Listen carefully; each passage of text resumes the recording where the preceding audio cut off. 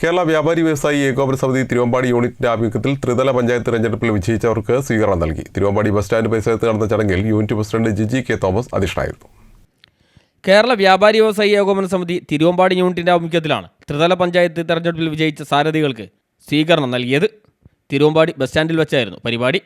തിരുവമ്പാടി ടൗണിൽ taxi stand നിർമ്മിക്കാൻ നടപടി സ്വീകരിക്കണമെന്നും മഴ പെയ്താൽ ബസ് സ്റ്റാൻഡ് വെള്ളത്തിൽ നിറയുന്നത് മൂലമുള്ള ബുദ്ധിമുട്ട് പരിഹരിക്കാനാവശ്യമായ നടപടി സ്വീകരിക്കണമെന്നും ടൗണിൽ സ്ട്രീറ്റ് ലൈറ്റ് സ്ഥാപിക്കണമെന്നും KSRTC ഡിപ്പോ എത്രയും പെട്ടെന്ന് പൂർത്തീകരിച്ച് പൊതുജനങ്ങൾക്കായി തുറന്നു കൊടുക്കണമെന്നുൾപ്പെടെയുള്ള വിവിധ ആവശ്യങ്ങൾ ഉന്നയിച്ചുള്ള മെമ്മോറാണ്ടവും ജനപ്രതിനിധികൾക്ക് സമർപ്പിച്ചു.